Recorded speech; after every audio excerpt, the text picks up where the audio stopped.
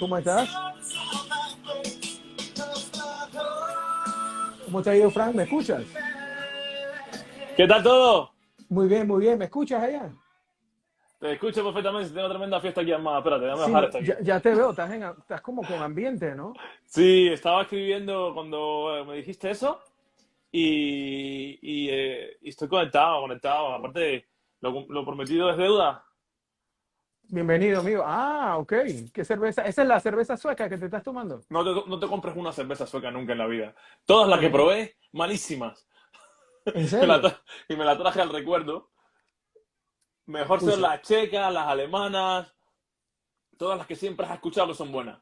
Las wow, suecas, tío, buah, ¿por qué son no. amargas? ¿Qué? Son muy amargas, pero son como en plan así, tipo artesanal. Así como se está usando mucho la cerveza artesanal también en España y no me gusta, tío. Saben a como Esa, a fruta. sí, tú sabes que a mí me sabe como a jabón. Sí, sí, algo por ahí. Algo. A mí me sabe como a jabón. Bueno, mira, Frank, voy a ir invitando a las personas que van a entrar, Vale, ¿ok? ahí vamos. Acá, dame un segundito. Dime si no estorba la música, ¿vale? Que la voy a dejar un poquito. Sí, bájale un poco, Sí, porque se siente porque un se, ambiente así festivo, está bueno. se escucha demasiado Tú, aquí. tú estás en ambiente, mi hermano.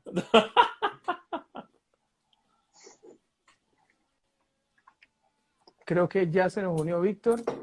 Listo. Hola, hola, ¿cómo están? Hola, Víctor. Qué gusto, Frank.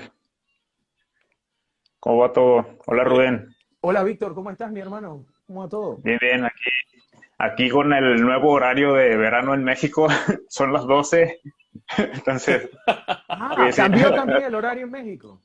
sí, también me tomó desprevenido, pero gracias por enviarme el mensaje. Aquí estamos ya en línea. Sí, yo me vine a enterar ayer, impresionante. Sí, Impresionante cambió, era un enredo. Dame un sí, tal segundito cual. más, dame un segundo. Ujú. ¿Qué tal, Víctor? ¿Qué tal? ¿Qué onda?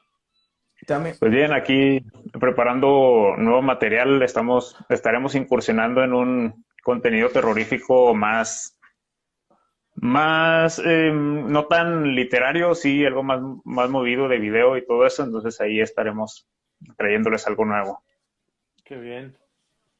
Qué bien, ¿Ustedes qué porque, tal? porque tu obra, muy tu bien. obra de terror, ¿no? Sí, sobre todo terror. Bueno, mis Y estimados, queremos cambiarlo. comencemos presentándonos cada uno, ¿no? Comencemos Sí. primero, vamos a comenzar por orden de llegada, como si fuera escuela. Frank, por favor, coméntanos a todos quién es Frank Hidalgo, un poco para conocerte. Bueno, a ver, Frank Hidalgo, para los que no me conocen y demás, Ujú, eh, un tipo complicado, un tipo muy híbrido, un tipo que ha viajado y ha emigrado en varias ujú, ocasiones, pero bueno, de origen cubano, con estudios aquí y allá, estudios en licenciaturas en musicales, ujú, dirección en comercial, ha vivido en Alemania, ahora lo hace en España desde hace casi ujú, 10 o 12 años. Y he escrito 4 novelas de ciencia ujú, ficción, incursioné en el 2019. En el 2019 saqué, sí, o sea, empecé a escribir a finales del 18 y la acabé en el 19, sí, y fue que incursioné en la literatura de ciencia ficción con ujú. mi primer libro, que sería la primera parte de la trilogía, El lugar donde los equilibristas descansan, ¿no? Lo que se convertiría posteriormente en el lugar donde los equilibristas descansan. A día de hoy, 4 novelas. Recién saqué en septiembre la cuarta novela. Y nada, acabando el quinto libro, a ver si ya podemos presentar algunos relatos, que es el nuevo propósito que tengo. Sacar Ujú. relatitos, sí, Y relatos, largos. pero ¿de qué? ¿De ciencia ficción? De ciencia ficción, sí. Surrealistas, Buenísimo. lo real maravilloso, un poco ahí. Muy loco, muy híbrido, muy surrealista, muy psicodélico. Pero así es que es muy estilo Pink Floyd, una cosa así. Sí, algo, no sé, algo así súper, no sé, como si alguien se hubiera tomado 5 cervezas, como cuando a veces estoy en el bar, Ujú, estoy solo y me pongo a mirar a la gente y me imagino historias, las historias de ellos. y así lo he querido proyectar. Hombre, no lo voy a proyectar desde el punto de vista de un bar, que me hubiese encantado. Me parece que es algo poco comercial. Hay que ser un poco romántico. No podemos a veces extremarnos demasiado en los títulos, aunque sean súper... Hasta que no seamos, como dices tú, bueno, un Pink Floyd, un Metallica, que ponemos lo que nos da la gana. Tenemos que, de cierta manera, guardarnos un poquito esos impulsos. Pero bueno, efectivamente es eso. Relatos de ciencia ficción ahí, pero no tan puros. Tienen fantasía, no doy tanta explicación como suelo dar en las novelas de ciencia ficción que he escrito. No suelo dar tanta explicación. Quiero basarme un poquito más en la prosa, en el estilo, pero en la imaginación del que la lee y que no se pregunte tanto de dónde vienen las cosas, sino que están ahí y ya está. ¿Y vas a mezclar géneros? O sea, vas a tener algo de suspenso, vas a tener terror. Sí, bueno, tiene sus cosillas, son relatos, no dejan de ser relatos y aparte, no, si no les quieres dar un final maravilloso, un final romántico, un final cerradillo, así tan cliché, entonces hay algunos que sí voy a dejar ahí, ¡pa! ¡Ey! ¿Qué pasó? ¡Ey! Esto se acabó. Pero sí, o sea, hay uno que es casi una noveleta, se me fue la mano. Y empecé a escribir un relato, me imagino que a vosotros os habrá pasado lo mismo alguna que otra vez, que empiezas y coges carrerilla y te gusta tanto y te metes en ese embolado, como decimos nosotros los cubanos, en ese rollo y no puedes parar porque dices, pero ¿cómo voy a parar esta historia aquí? Si la paro es que esto no sirve. Y te digo, o sea, es un relato que empezó, pensé que por 6 páginas se convirtieron en 10, en 15 y casi se convirtió en una noveleta, ¿vale? Pero no quería dejarlo a un lado y convertirlo en una novela otra vez, porque tengo muchos deseos de escribir relatos, salir con cosas pequeñas, formatos pequeños, unificados en una obra, para que la gente también tenga la oportunidad de cuando lee, también diga, esto es diferente, este hombre tiene matices también, ¿no? Historias con matices entre sí, ¿no? Que no se solapan, no tienen que ver una con la otra, aunque bueno, es el mismo autor, ¿no? Pero bueno, ya sabes. Y así ¿Cómo definirías tu estilo, Frank? Yo, súper raro, tío. Súper raro y súper complicado, pero no ya es complicado porque ya me meto en cosas que no me incumben, sino, entre comillas, sino porque ya yo soy producto de los libros que me he leído, que tú ya sabes que tengo el libro stock. Y el libro stock es de lo que sea y de cualquier género, porque para mí todos los géneros son importantes y todos aportan. ¿Vale? Menos demasiado terror, aunque incursiono a veces con cosillas que dice, oye, acá, pero espérate, este hombre lo que le ha hecho, o esta mujer lo que ha hecho, esto es terror. Pero es leve, muy leve, comparado con alguien que escriba terror, bueno, vale, venga, pero no es terror. Todos, aparte de ese, todos, porque no puedo decirte que es ciencia ficción, por supuesto, es ciencia ficción, es un género de ciencia ficción, pero incursionando en eso, en otros estilos, y es lo que te digo ahora mismo, me conecté con lo real maravilloso, que es el Hirostoki, y esa cosa que le estoy buscando, que me está encantando, porque estoy tratando de quitarme un poco esa obligación de querer explicar constantemente la ciencia ficción, olvidando a veces la magia que hay detrás, ¿no? Y eso, o sea, soy un híbrido, tío. Mira, te tengo varias preguntas, Frank, y las voy a continuar, pero continuamos para que conozcan entonces a Víctor, los que no claro lo que conozcan. Sí. Es que me enredo, perdona, me enredo. No, no, tú tranquilo, aquí estamos para conocernos y para echar cuentos. Sí, yo te corto, no mentira. Víctor, por favor, los que no te conocen, que hablen del más allá, del amo del más allá, o Víctor el Kraken Frías. El Kraken Frías, exacto. El Kraken. Muchas gracias. Antes que todo, saludos a cada quien que se están uniendo aquí, a ustedes, compañeros, que estoy encantado de estar en esta charla. Me presento, soy Víctor C. Frías, escritor del género de terror, y ahora sí que me voy en varios subgéneros, como el terror psicológico, el terror sobrenatural, algo de horror cósmico, de romance oscuro, y me encanta abordarlo en cada uno de los relatos. Los relatos ya van un poco más por mi personalidad, que tengo que estar como que cerrando todo. Soy una persona que siento que me salgo de control cuando hago algo más extenso todavía. pero bueno, trato igual de adaptarme a los tiempos y ser amigable con los tiempos de la gente.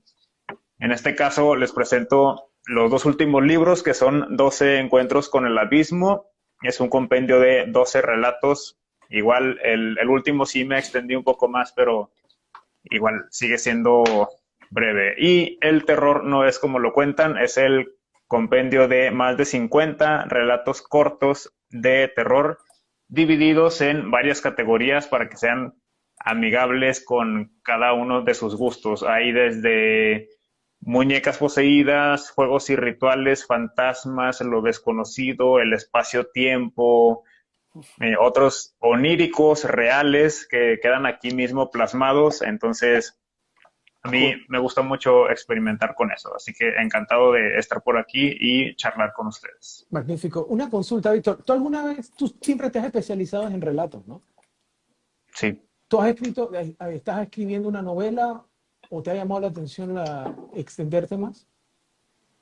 Sí, bueno, hay proyectos que quiero seguir desarrollando. Estoy como que en proceso de una novela y también quiero hacer algo más de terror, algo más sobrenatural, solamente que no me he sentado aquí a construirlo completamente. Algo que sí les comparto es que inicié como en un esquema de novela por entregas, que es la serie Psicosis Terminal. Okay. Y la serie de Psicosis Terminal comienza con el relato llamado Terminal y continúa con un compendio de 5 relatos llamado Fenómenos del 304. Estos están en el contenido exclusivo, en el link de mi bio, y ahí podrán ir conociendo esta historia que digamos que se resumiría en una invasión que va sucediendo entre dimensiones hasta que se busca la totalidad de esta. Entonces, bueno, más adelante iremos viendo. Tiene matices sobrenaturales, cósmicos y psicológicos. Y Frank, ¿y tú qué reto has encontrado ahora que estabas haciendo los relatos? ¿Lo sientes diferente? Sí. Uf, lo siento diferente. Lo siento diferente porque, a ver, es lo que te dije. Bueno, a ver, Víctor, tú que sí seguro has escrito relatos tanto como dices, no, a lo mejor quizás al principio te encuentres, ¿no?, con estas palabras que te estoy diciendo, este significado. Escribiendo una novela, tú llega un momento que coges carrerilla. Como que te entras a la historia y cuando es larga, quiero decir, cuando ya te alargas, ¿no? Es una trama que tú empiezas a desenvolver y no te apremia al no ser relato, no te apremia el acabarla y puedes extenderte. Sabes que tienes tiempo, sabes que tienes páginas, sabes que tienes extensión para desarrollar más los personajes, caracterizarlos, ponerles, en este caso del terror, su psicosis, desarrollar su enfermedad, ir al fondo de la enfermedad, de dónde viene, de la infancia, no recrearte en ello, ¿no? Entonces, en mi experiencia ahora con relatos, me ha resultado difícil, primero que todo, desconectar de un relato a otro. Hay un proceso ahí que como ya llevas 6 meses cuando escribes una novela, 6 meses escribiéndola. Como que vives en un universo durante todo ese tiempo. Eso mismo. Y de repente cuando estás escribiendo relatos de ese universo se te hace tan corto como para saltar al otro y te quedas trémulo. Digo, espérate, no, pero además tengo que acabar anterior. Tengo que acabar mínimamente decente, a la altura que yo pueda, como el escritor que yo soy. ¿Vale? Esto es lo que hay. Entonces, es eso, esa complicación. Además, aparte ya, crear un mini universo que parezca una novela.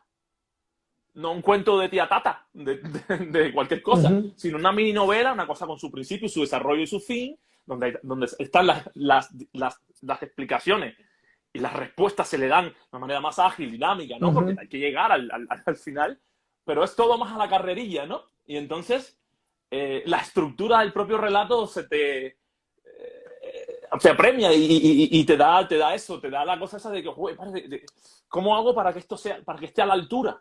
Para que cumpla mínimamente con los parámetros de una novela extensa, pero en pequeñas dimensiones.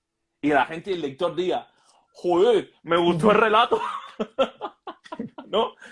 Eso. ¿Tus relatos comparten universo o tus relatos son dispersos, o sea, no tienen relación entre ninguno de otro? No tienen relación, no tienen relación. No tienen relación el uno con el otro porque eso es lo que he querido hacer. Los tuyos, Si no, Víctor, sí comparten universo, ¿no? Sí, sobre todo lo de los libros, ahí es donde empecé a darles un poco más de fondo. De hecho, la serie la quiero manejar como un conjunto de relatos, pero todos interrelacionados. Ujú. Así siento que es para mí más manejable en lugar de manejarlo como novela y extenderme mucho, porque a veces me pierdo en dónde voy, qué tengo que hacer, qué personaje sigue, todo esto. Ujú. Entonces, al centrarlo en relatos, creo que ahí puedo decir, ok, aquí puedo tener una historia bien centrada y si este personaje va a tener una participación ahí, ya podré planteársela ahí mismo y ahora sí que pase a lo que sigue, Ujú. para tener dinamismo. Ujú. Y una consulta, ¿ustedes cómo ven la realidad de la ciencia ficción actualmente? O sea, ¿cómo ven la ciencia ficción? Comenzamos con Frank y continuamos con Víctor. ¿Cómo tú ves la ciencia ficción actualmente como género? Es decir, tanto en la parte de literatura como en las otras partes donde se encuentra la ciencia ficción. a ver, difícil, bastante difícil. Se ha dicho mucho ya. Se ha dicho mucho, muchísimo se ha dicho. Y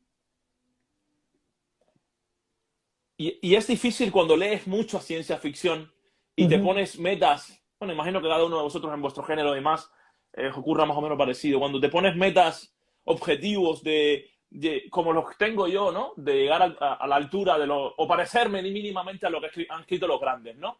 Ujú. Los grandes que en su momento no habían sido más que eso y que con el tiempo se convirtieron en grandes, ¿no? Entonces, está difícil porque es un nicho difícil, primero que todo, y a veces te tira hacia abajo. Yo pensaba inclusive que el terror era más difícil, el terror inclusive se vende hasta más, se consume mucho más que la ciencia ¿Tú ficción. Mira crees? tú, ¿Tú yo crees, sí, Frank? sí, No, hombre. eso, yo Mira, creo que sí, tío, mira, ahí yo sí creo te que sí. comento algo. Mira, a mi parecer, claro, desde la visión de mi visión aquí, de acá afuera, a mí me da la impresión que la ciencia ficción vive en una época de oro. Y te explico por qué. O sea, cuando la ciencia ficción, cuando la ciencia Literatura, ficción, o estás hablando ok, de Netflix o no, yo HBO. estoy hablando de manera general, como género. Porque si te percatas, la ciencia ficción cuando comenzó era el patito feo al inicio como género. O sea, más o menos en 1926 que comienza que Sí, se le dio nombre, aunque sí, Mary Shelley fue la pionera, y sí. Verne y Wells, pero ya se le vino a dar el nombre en el 26. Y a partir de ahí, la serie B estaba plagada tanto del terror como de ciencia ficción a nivel de cine.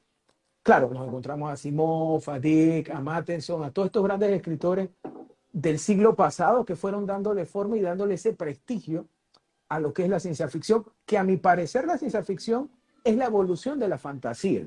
Y te explico por qué. Sí, sí, sí. Si tú te percatas, la ciencia ficción comienza a surgir en un momento en que la sociedad se vuelve muchísimo más racional. Mm. Anteriormente nosotros le dábamos explicación a todo era por medio de la fantasía porque teníamos una mente bastante mística Y pero más religiosa. y más religiosa. Pero a medida que nos fuimos volviendo más racionales, comenzamos a darle, comenzamos, pongámoslo así, a fantasear o a especular de manera racional. Y eso Sí, es lo que viene a ser la ciencia ficción, que sí. es una especulación racional. Y a Ujú, partir de ahí comenzamos a construir eh, estos, estos mundos que de una manera u otra, inconscientemente y ujú. conscientemente en muchos casos, ha terminado dándole forma al mundo Sí, que actualmente tenemos. Mira, por ejemplo, sí, el caso de Star Trek. Tú ves Star Trek sí, y tú dices, oye, pero el celular estaba ahí, muchas cosas estaban ahí. sí. Tú ves los Jetson, que era una cómica de Hanna-Barbera, y ahí tú ves las videoconferencias, ves la comida que se hacía en aparatos igual como un microondas. O sea, la ciencia ficción siempre ha servido para mirar al futuro. Ajá. ¿Qué ocurre? Si te percatas de un tiempo para acá, todo es ciencia ficción. O sea, la ciencia ficción lidera en los videojuegos, lidera en el cine Pero yo no diría tanto que y en sería la ciencia escritura. ficción.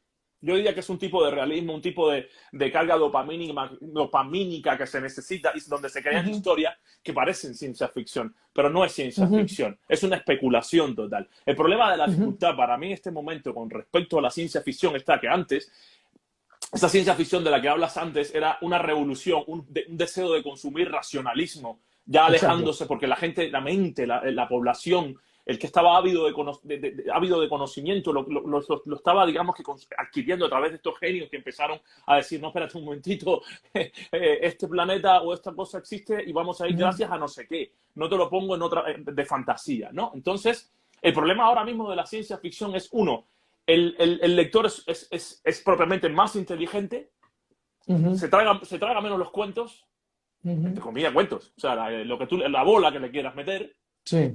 Es un consumidor y vivimos un mundo plenamente tecnológico. Por lo tanto, evolucionar lo que ya en una historia, lo que ya esa persona está consumiendo y mañana sabe que el año que viene le va a salir el iPhone 15 o el 16. Estoy hablando de pequeñas cosas, pero estamos hablando de una nave. Por ejemplo, Elon Musk acaba de aterrizar el cohete, el reciclaje del cohete propulsor hacia el espacio. Ya te lo acaba. Entonces, eso hace que el escritor de ciencia ficción o se decante por utilizar la tecnología que ya está para recrear una historia basada en un thriller, una novela negra con toques de ciencia ficción, o es lo que te estoy diciendo. ¿Cómo yo hago una ciencia ficción a la altura que sobrepase los límites y sea mejor que la de Arthur Clarke, que me estoy leyendo ahora mismo, que me acabé de Cita con Rama y ahora me estoy leyendo una vez más para volverla a disfrutar y mucho mejor con 42 años, Odisea 2001, Odisea en el espacio.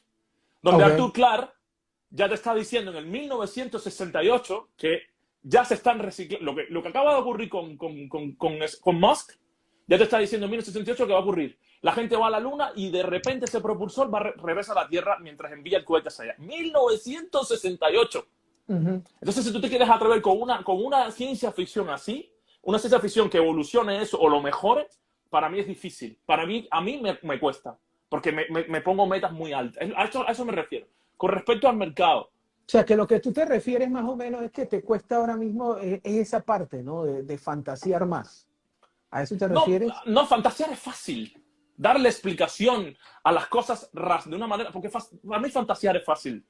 Sí, pero el detalle es que el fantasear con la ciencia ficción es una fantasía que tiene que ser sustentada por la ciencia, y ahí está la limitante. Claro, pero yo ni siquiera la llamaría, es lo que pasa ahora, que hoy día no es fantasía. La ciencia ficción que se respete, tú puedes aflojarla, que es lo que te dije de los relatos que estoy haciendo. Yo puedo aflojarla. ¿Por qué? Porque me harté de dar tanta explicación. Y quiero disfrutar un poquito de la magia, un poquito de fantasía, ¿vale? Pero no obstante, no creo que mi libro, por ejemplo, tú podrías llamarlo de fantasía. Porque el lector le va a costar más trabajo. El lector tiene que ser un lector que le guste la ciencia ficción o quiera atreverse. Quizás hasta mejor esto que una novela de Fran anterior, porque aquí va a estar más relajado, un poco más relajado, ¿no? Le voy a dar derecho a la duda, ¿no? Entonces, pero no obstante, no es fantasía. No es fantasía. Yo he leído fantasía. Yo no puedo catalogar lo que estoy escribiendo como fantasía o como una especulación. Porque lo que yo trato es una especulación. Es que es complicado. Estoy ahora mismo en una burbuja. Pero es que se puede decir que es una especulación que se sustenta en la ciencia, a diferencia de la fantasía pura y cruda, se sustenta en la magia.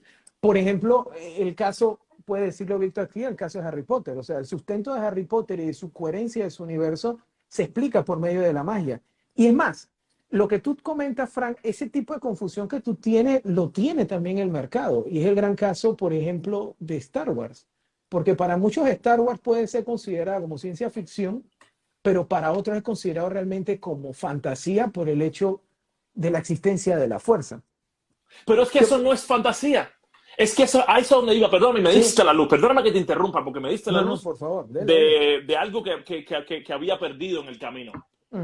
Hay una ciencia ficción que es vibracional, es lo que hablé en la última entrevista que tuve, que parece fantasía, porque le damos por hecho de que eso es magia, y a la magia que no existe le damos connotación mágica, de algo sobrenatural que no tiene para nada explicación y no se le puede encontrar la explicación o el elemento científico que te lleva a su descubrimiento. Pero hay una ciencia ficción vibracional. Hay un mundo esotérico, místico, vibracional que existe simbólico que existe y se siente y se ve, que tiene sus explicaciones, que no es fantasía. Entonces, como el caso de Dune, por ejemplo. Podría ser, o el mismo Star Trek, la fuerza, todas esas cosas, porque Star Trek yo también me he puesto a diseccionar un poco lo que se habla por ahí de Star Trek y demás, bla, bla, y Star Trek también tiene mucho conspiracionismo, mucha cosa oculta de secretos militares que se comentan por ahí que existen, que es verdad que está un poquito de un láser rojo y no sé qué, vale, porque es la manera que tienen de expresarte, no te pueden ahora meter en un meollo que tú no veas. O sea, que tú sí consideras a Star Wars entonces como ciencia ficción. En mi opinión, sí. Tienen mucha materia especulativa técnica, tecnológica, y al mismo tiempo sí creo, porque yo sí creo y estoy convencido de que esa fuerza existe. De esa fuerza. Pero eso ya es, ¿sabes? Personal. Es personal. Víctor, ¿y tú qué opinas de la ciencia ficción actualmente como género? Quiero, antes que todo, hacer la confirmación de todo lo que se acaba de decir.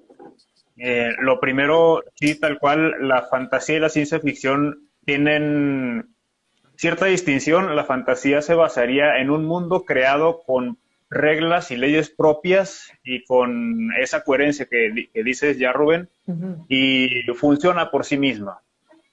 La fantasía funciona por sí misma y puede no tener esa relación con la realidad que vivimos ni con nuestras posibilidades científicas. Ahora, yéndonos a la ciencia ficción, sí necesita mucho este sustento científico que tenemos justo ahora, estos avances tecnológicos y que este entorno que favorezca el desarrollo de la historia. Y también ahora voy a opinar acerca de lo de la ciencia ficción. Creo que la ciencia ficción, poniéndolo en perspectiva, en un principio era como que un género que revelaba las posibilidades del futuro. Empezaban a especularse con los futuros dispositivos, con todas las comodidades que iba a tener la humanidad, con los nuevos conflictos que iban a surgir en esa sociedad de más allá en el tiempo, y los viajes en el espacio también, algunos en el tiempo. Entonces se empezaba a abrir este abanico de historias que abarcaban eso. Pero ahora, yéndonos a la ciencia ficción en general, creo que sí estoy de acuerdo con Frank en la parte de que es una especie de realismo. Si nos fuéramos a la comparación de cómo ha avanzado la ciencia ficción respecto a lo que nosotros vemos en el presente, que poco a poco nos acercamos a ese realismo, estamos viendo lo que sucede en el presente. Lo único que quedaría prácticamente más adelante sería la sociedad cibernética, todas esta sociedad en la que la inteligencia artificial ya tiene una participación activa, la industria basada en inteligencia artificial. Entonces, todo eso todavía lo tenemos en perspectiva, pero cuando eso llegue, vamos a estar ahora sí que en la misma parte de la línea del tiempo. ¿Qué es lo que va a suceder después? No sé si... O sea, a lo que tú te refieres, Víctor, es que antes era más fácil sorprender con la ciencia ficción. ¿A eso te refieres? Porque faltaba mucho todavía por descubrir, ¿no? Y por hacer. Ya estamos llegando, como dices tú, a esa realidad que tanto se pensaba. Exacto. Y ahora, poniéndolo en perspectiva, desde 2022, ¿qué podemos especular? ¿Qué podemos imaginarnos para más allá? ¿Alguna tecnología biológica, alguna tecnología de otro tipo que ni siquiera hemos puesto en perspectiva? ¿O qué va a pasar? Porque muchas veces, si nos adelantamos un poco en el tiempo, tal vez lleguemos al apocalipsis o al fin de la humanidad. Y nos vamos a meter en materia ahí. Exacto. Entonces, bueno, dejo ese punto ahí más adelante. Y creo que la próxima ciencia ficción no estaría basado en una participación de la humanidad junto con la tecnología y, como decían aquí en comentarios, conflictos políticos entre planetas, como ocurría en Star Wars, sino tal vez un futuro sin la humanidad. sino basado en la misma tecnología. No sé, ¿ustedes qué opinan? Ese tipo de humanidad es humanidad, porque ¿qué cosa es la humanidad? Bueno, el físico, pero está en la conciencia. A lo mejor es ese tipo de humanidad hacia donde vamos. Conciencia. De hecho, aquí incluyo una... O sea, ya tú estás hablando de la famosa conciencia del final de Odisea 2001. Qué bueno que lo mencionas. Al final se convierte Odisea 2001 en algo, ¿no? Es como es el gran niño, ¿no? Que es como una... Sí, lo recordaba, pero vagamente lo recordaba. Lo recordaba. Qué bueno que lo mencionas, Frank, porque sí, acabo de leer una nota hace 2 o 3 días que aquí, el señor Tesla, para no mencionar el nombre, no sé qué vaya a pasar, acaba de proyectar para 2023 un androide que contenga la conciencia, es decir, reproducir la conciencia a través de impulsos eléctricos y depositarla ahí para fines de mano de obra. Entonces, pero ese ahí es ¿Tesla? No. Tesla no. Elon Musk. Elon Musk.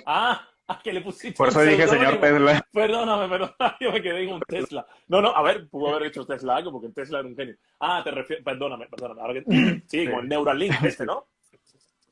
Sí, puede ser, pero lo vi como el proyecto se llama Optimus. Vale. Y va después del Tesla Bot. El Tesla Bot está basado en la inteligencia artificial que contiene los modelos de Tesla. Optimus, no sé cómo vaya a funcionar, pero dicen que Elon Musk ve posible la reproducción de la conciencia humana dentro de un cuerpo cibernético. Entonces, esa fue la nota que acabo de leer y por eso nos desplazamos hacia este tipo de terreno. Es que esa parte de lo que ustedes dos han planteado es interesantísima. Es el hecho de que da la impresión que hemos tocado como un tope en la sorpresa, porque realmente lo que ustedes están comentando no suena tan sorprendente porque ya uno lo ha visto con la ciencia ficción anteriormente, con la antigua, pongámoslo así. Y ya cualquier otro tipo de fantasía de transferencia, como el caso de Altered Carbon o de repente la minería espacial que uno ve en Alien. O sea, todo este tipo de cosas que vemos ahora o que estamos desarrollando ahora, ya en la ciencia ficción de antaño se había planteado, cosa que en su momento cuando se planteó era la revolución. Entonces, entiendo mucho el punto de lo que comenta Fran, de que es que cuesta entonces revolucionar actualmente la ciencia ficción. ¿Eso es lo que querías decir? Es que hay una ráfaga de clichés tan extensa, hay tanto dicho, hay tanto... es ya tan especulado. Se están llevando inclusive a las series las cosas que se escribieron, imagínate tú, en el 60 y en el 40, con los grandes, Asimov ahora en HBO, imagínate tú, es verdad que Asimov es lo que estamos hablando de este tipo de ciencia ficción, Imperio, todo lo que tú quieras en todos lados, pero Asimov también es bastante vibracional, ¿vale? Que al escritor de ciencia ficción, que todavía hay mercado, ¿vale? Todavía existe, ¿vale? Todavía hay un poco de espacio. Al escritor de ciencia ficción,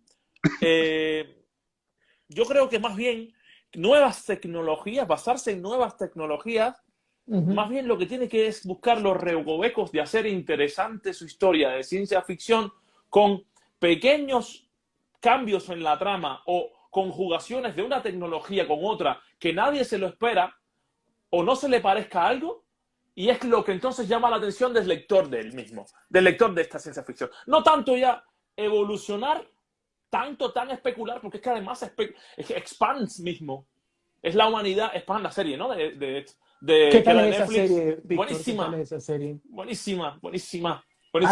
Ahí en la que trabaja este muchacho que trabajó una película que se llamaba The Covenant, ¿no? Que trataba sobre los descendientes de las brujas de Salem, no sé si la vieron. No sé. Sí. Él es el principal ahí, yo creo. El principal creo que era el de lazo de 10.000 años. 10.000 años antes de Cristo. Cosas esas con los mamús en las pirámides. Exacto. Esa película estaba pasada. Eso ya no era ciencia ficción, eso era fantasía pura, bro. Sí. Hombre, se dice bastante que los seres humanos convivimos, bueno, ya se está sacando inclusive vestigios arqueológicos de que el ser humano pudo haber convivido con dinosaurios, ¿eh? Hay mucho no dicho por ahí. No, pero está durísimo, Víctor. Está durísimo, Frank. Las diferencias son de millones de años. Es que más, tú sabes algo. Nosotros a veces desconocemos que los dinosaurios todavía existen. Bueno, O sea, sí. nosotros vivimos con los dinosaurios. Lo que pasa es que no los conocemos como dinosaurios y son las aves. Las Sí, aves son los únicos de ese. el que tiene esto azul, ¿cómo se llama este? Que, que tiene inclusive Mira, garras es y que, todo. mira, es más, las aves actualmente, todas las aves proceden de la misma línea a la que pertenecía el Velociraptor. O sea, Sí, sí, sí. evolucionaron a partir de ahí. Sí, sí, sí. O sea, que las aves son dinosaurios vivos. O sea, lo que pasó fue que se fueron la mayoría de los dinosaurios grandes y quedó entonces lo que son las aves actualmente. Sí, sí, sí, Pero sí, que sí. hayamos vivido con los grandes, la diferencia es altísima en tiempo. Sí, sí, sí, Eso no, sí yo porque, no la creo. claro, no, hombre, pero a ver, ahí en Latinoamérica, abajo, en Chile, en el desierto de Acatama, ayúdenme, Atacama. Atacama. Está en Atacama, Chile, ¿no? en Perú también creo que se han encontrado piedras, tallajes de piedra que tienen miles de años, muchos antes de Jesucristo, de la llamada era de Jesucristo, Ah, en no, este pero tú caso. sabes que de esa se descubrió que era un bulo. Ya, pero también existieron otros continentes, Ese, existieron. el caso de las piedras que tú comentas, por mucho tiempo, es más, eso apareció en la revista Uno Cero, y, Año Cero y todas estas revistas, tú sabes, del tema Sí, sí, sí. de Pero bueno, extraterrestres. ya no Y simplemente eso. Hay, eso lo hacía un hombre que le pagaron para ¿sí? hacerlo. Sí, Bueno, pero sí, a sí, ver, hay sí. muchos hallazgos, muchas hallazgos arqueológicos, por ejemplo, que incitan a que la humanidad no es la que realmente consideramos que somos tú y yo, sino que hay humanidades que existieron muchísimos años antes, Ujú. que eran, inclusive han dejado vestigios tecnológicos, inscripciones, aparataje, Sí, los todo creyentes tipo de de los obras. alienígenas ancestrales, ¿no? Lo que planteó Von Daniken en su libro. Sí, a ver, Bondani Ujú, también a veces exagera un poco, pero también yo, a ver, he visto muchas cositas por ahí que están interesantes y que concuerdan, ujú, o sea, que te pones a atar cabos y, mira, las mismas pirámides, donde quiera que las encuentras, donde quiera las encuentras, ujú. ¿entiendes? Son gente que las construyeron hace cientos de miles de años. ¿Cómo pueden parecerse todas y ser todas casi iguales, tener la misma? ¿Por qué? Porque el hombre tiene que tender a hacer un triángulo Es que en es su una vida. forma sencilla si te pones a ver, Ya, pero inicialmente. lo dudo Mira, fielmente. yo en ese caso sí creo de la Yo mano, construí un cuadrado, yo sí un creo de la mano rectángulo, antes humana, que una pirámide.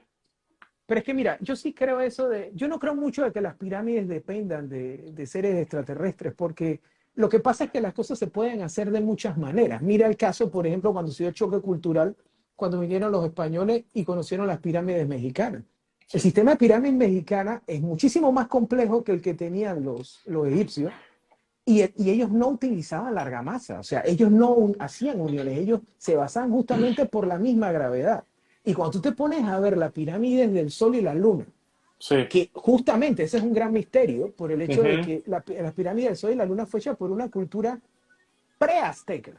sí, Cuando los aztecas llegaron, justamente ya sí, estaban las pirámides. El detalle es que actualmente no se sabe porque fue una cultura que no tenía lenguaje, no escribía. Y por sí. eso no se sabe quién hizo lo que fueron las pirámides del Sol y la Luna. Y cuando tú ves esas pirámides, hace de la de Giza como un detalle. Ya, pero Y, pirámides hay y estás hablando de una cultura que no utilizaba la rueda, que ese es también claro, otro punto. claro, Eso claro. fue un choque que le dio mucho a los españoles el ver que aguantan. Ustedes utilizan la rueda, pero para juguetes, pero no la utilizan de la manera en la cual el ser humano utilizó en otras regiones como en Asia o en Europa para crear transporte. Entonces, eso que te demuestra, no que sea extraterrestre, sino que No, muchas cosas pero tienen es que el distintas extraterrestre, soluciones. todo el mundo piensa que lo que es un extraterrestre o un alienígena Uh tiene que -huh. venir del cosmos, de fuera. Hay dimensiones, hay portales dimensionales, hay gente que puede venir de otro lugar, de entidades que existen, que pueden, todo el mundo piensa que son UFOs o son ovnis que vienen Uh -huh. y te ayudan a levantar la piedra y a construirlo. Yo sí creo fielmente, Uh -huh. dado que la pirámide se ha construido no solamente en Latinoamérica y en Egipto, sino que en la misma China, en Asia, Uh en -huh. Bosnia creo que hay una, en Camboya también creo que hay otra, Uh -huh. si no me equivoco, en Camboya debe haber una. Yo creo que no es algo que se hace porque es fácil de hacer, como una escultura, digamos, religiosa, pongámosle religiosa. sino porque para eso construyo eso, un cuadrado, un rectángulo a la altura que pueda. Yo creo que Pero es que, Frank, lo que ocurre es que, mira, las cosas tienen muchas maneras de hacer. Hay una historia muy curiosa. Por ejemplo, Sí. mira cómo llegaron los suizos a la conclusión de cómo debía ser un reloj sumergible. Sí. Cuando los suizos diseñaron un reloj submarino, o digo, un reloj sumergible, los suizos llegaron a la conclusión de que se tenía que hacer con un vidrio de zafiro, con un sistema que tenía de caucho que le permitía ser hermético. Sí. Y esa era la solución, y es la solución que impera en la mayoría de los relojes de buceo. Sí. Pero ¿qué ocurre? Rusia, que siempre ha vivido obtusamente y quieren hacer las cosas a su manera, los rusos, por cuestiones de nacionalismo, para crear el reloj para el ejército ruso, ellos no querían utilizar un reloj que era hecho por Occidente. Sí. ¿Qué hicieron? Ellos diseñaron un reloj que es una marca que actualmente existe, que se llama Vostok.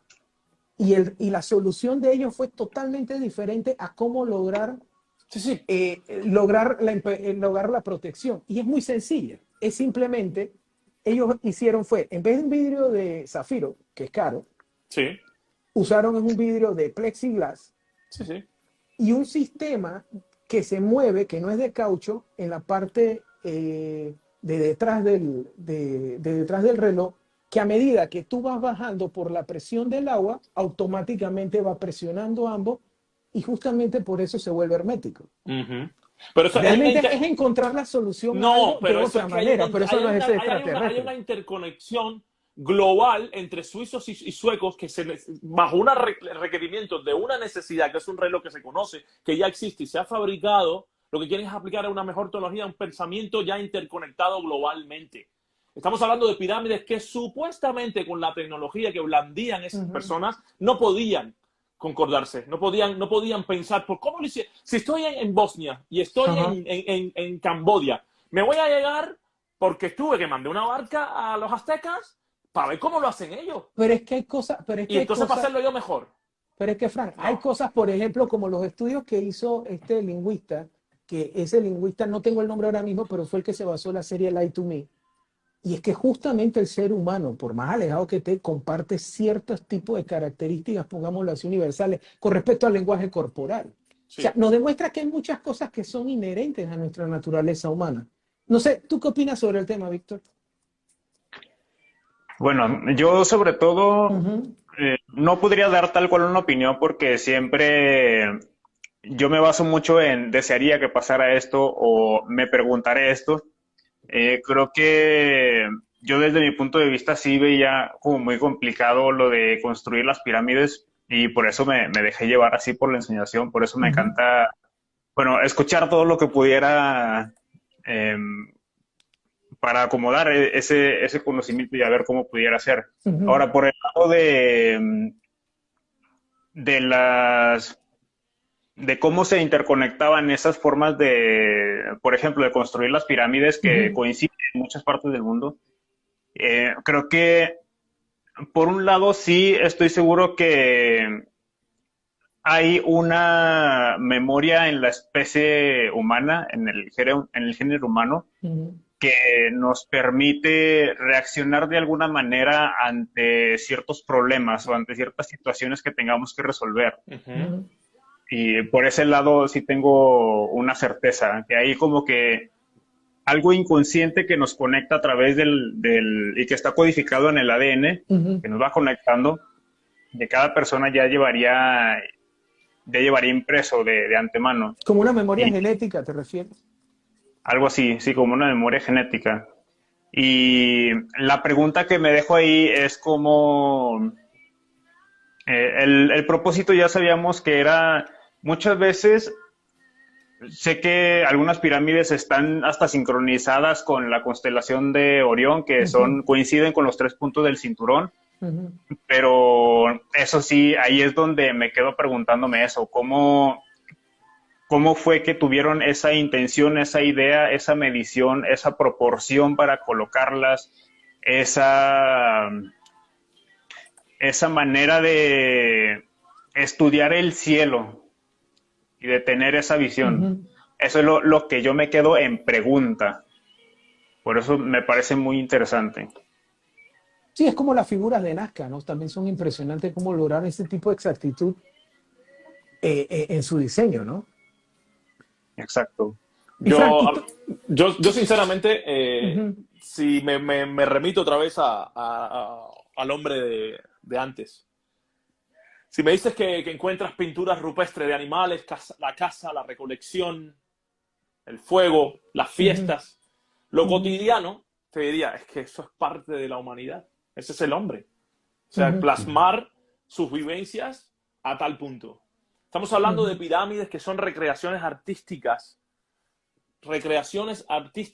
donde el hombre ya no digo que el hombre necesite inspiración para crear, pero no obstante necesita una base informacional para crear un orden, algo que parezca mínimamente ordenado, sea un arte ordenado y perfecto. Una referencia, efectivamente, ¿vale? Y esa referencia, si supuestamente, porque si ya tú me dices, no, es que el mundo antes estaba igual, hace decenios de años está interconectado. A ver, los bosnios se iban a ver a los aztecas, y los aztecas fueron a los chinos, y los chinos fueron a Egipto. Bueno, vale, hombre, ahí te creo, coño. Captaron su arte y dijeron, ¿por qué no voy a hacer yo una pirámide? Para lo que yo quiera. Modo religioso, modo culto, modo templo, modo alabación a las estrellas. Da igual. Pero yo capté y me gustó y quiero repetirlo a mi manera. Pero eso no existía, supuestamente. No existía, o sí existía, y nos han contado la historia, que es lo que yo también férreamente creo, que nos han contado una historia totalmente falsa de lo que realmente somos, y la historia nuestra actual. Pero bueno, y eso también, volvemos a lo mismo, que esta es mi opinión. ¿Tú crees en la Atlántida, entonces, en ese caso? Existió hay vestigios de la Atlántida, de Lemuria también, todos Lemuria, estos continentes, entonces, que son civilizaciones que existieron muy adelantadas a su época. Yo no sé si fueron azules o fueron verdes. Yo no sé si tuvieron el cabello blanco o no tuvieron el cabello blanco. Ahí sí ya yo. Pero lo que yo sí estoy cada vez más convencido. Y no quiero con esto sentar escuela ni cátedra ni de convencer a nadie. Cada uno para mí tiene que llegar a su conclusión hasta que le dure la vida, que cada uno llegue a lo que quiere. Porque la libertad, eso es lo interesante también. Para eso existe la libertad. Para eso. Entonces, yo sí cada vez estoy más convencido, de que la historia que nos cuenta todo es un invento total, la historia la hacen los que ganan, es una tergiversación total, producto de un catecismo y adoctrinamiento religioso con fines esclavistas además, y que mucho antes atrás, bueno, ya viene la quema de la biblioteca de Alejandría, donde se aunaba el conocimiento mundial. Es que va por la línea de lo que tú estás diciendo. Que tú estás diciendo, Frank, es lo que tú comentas, muchos historiadores lo comparten, es el hecho de que mucha de nuestra historia quizás es más bien un redescubrimiento de nuestra historia.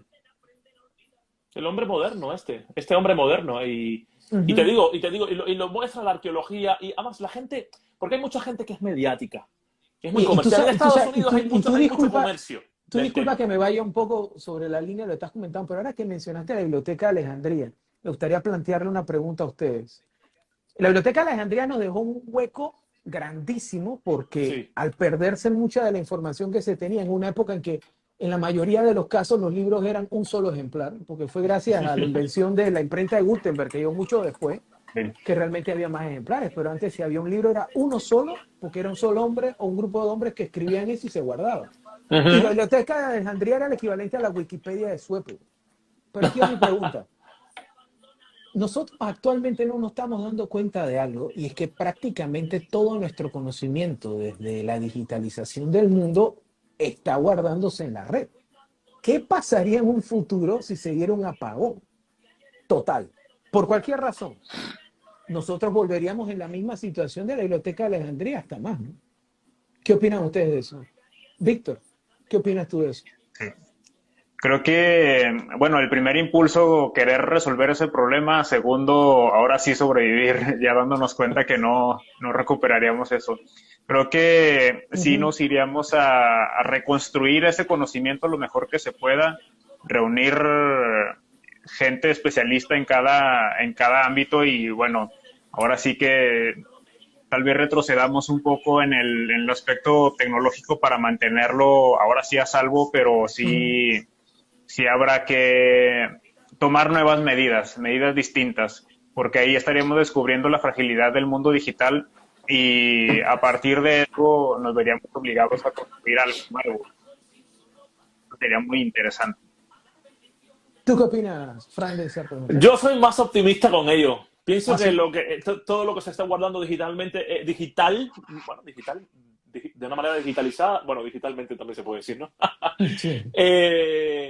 Yo creo que es una barrabasada en un 90% de información que no es verídica.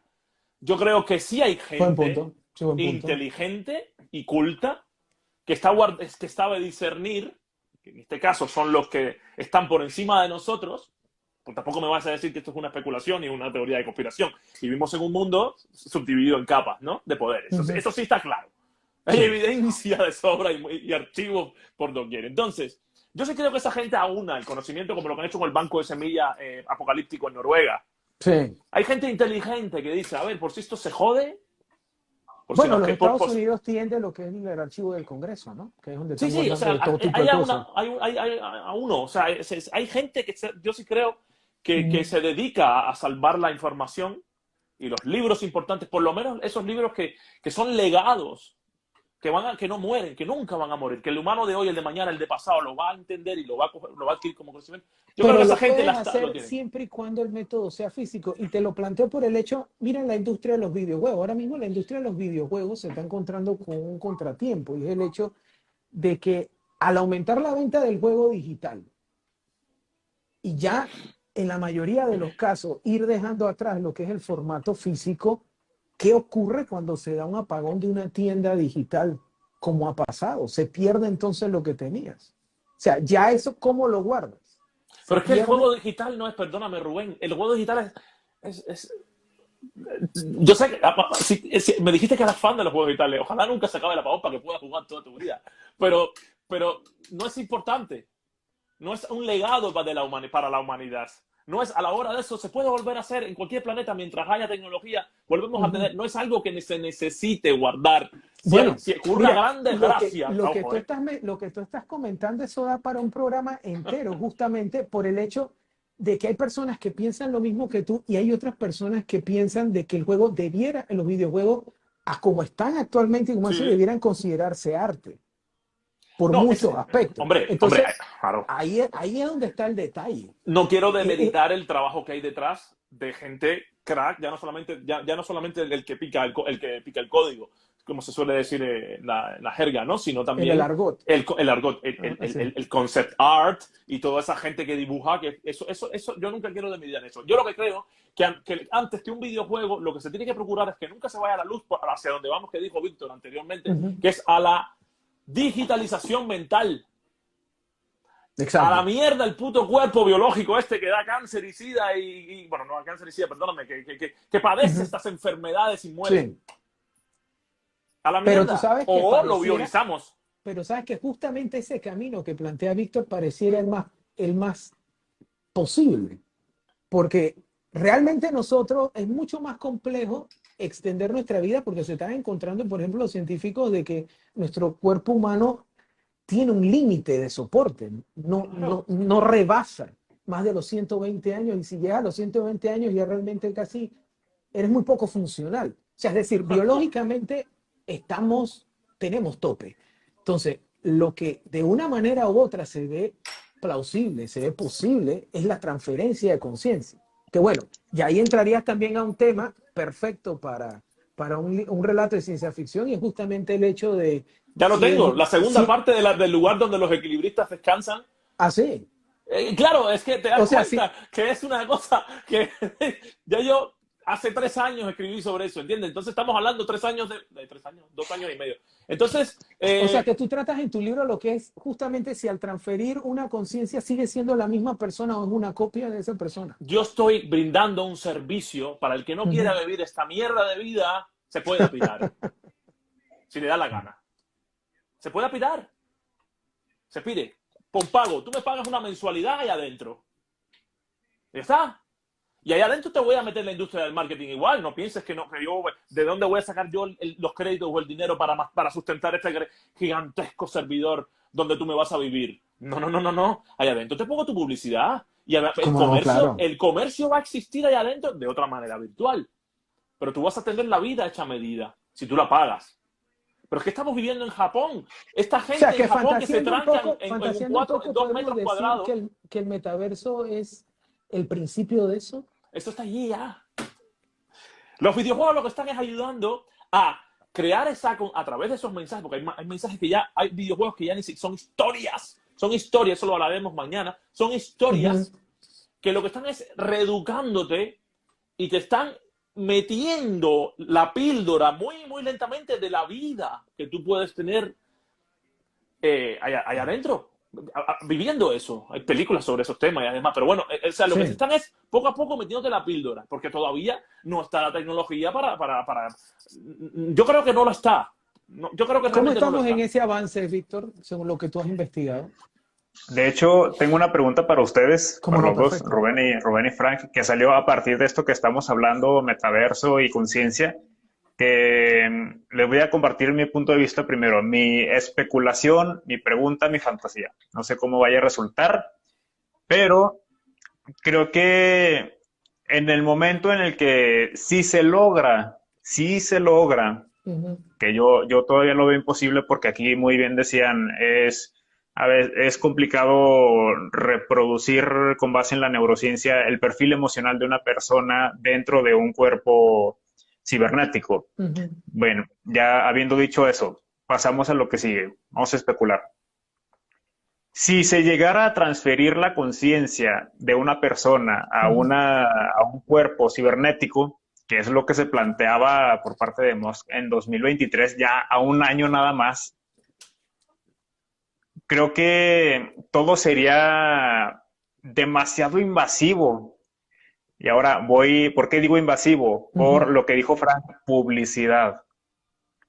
Creo que el consumo de la publicidad también sería, ponen tu conciencia dentro de un androide y esa conciencia va a estar bombardeada todo el tiempo de todo. Te van a poner enfrente de ese mundo, no sé si sea, bueno, este mismo físico, claro, pero lleno de realidad aumentada. Eso tiene que ser horrible, es como un YouTube potenciado. O sea, cada 30 segundos tienes que aguantarte algo si estás hablando con alguien, impresionante, es horrible. Sí, exacto. Tu llamada será iniciada cuando termine el anuncio. Algo así. Wow, horrible. Que se convierta horrible. Todo en una experiencia tan... O pagues para que no te ocurra eso. Exacto. Sí, exacto, que pagues para que no ocurra eso. Tu plan premium. Exacto. Plan premium de vida y los demás anuncio tras anuncio y no van a vivir. Y va a ser una tortura, sería prácticamente eterna. Y otra cosa,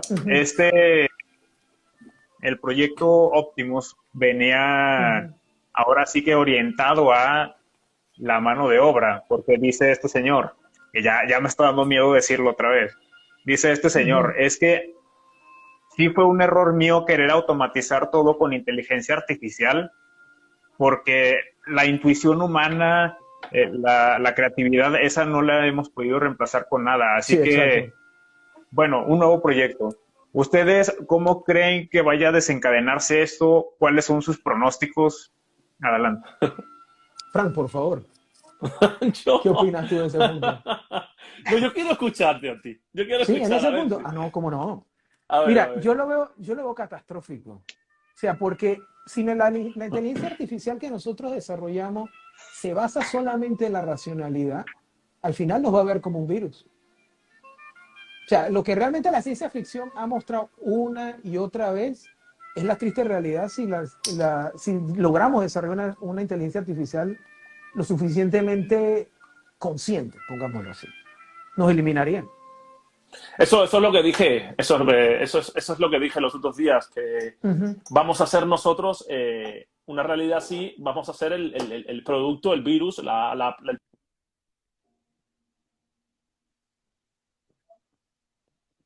Frank, no se te escucha. Ya me dieron el toque, como te dije, Rubén, mi mujer me está llamando porque estas son las horas que yo tengo, las niñas, ya tenemos que dormir, las tenemos que dar de comer, bañar. Lo siento mucho, de verdad. Gracias a ti, no puedo más. por habernos acompañado. Pero, oye, queda pendiente más porque a mí, además que soy un freak de todo, me encanta todo esto que estamos hablando y esto es Bueno, podemos repetir en un futuro un Ciencia Ficción 2. Claro. Vale. ¿Cómo no? Un placer.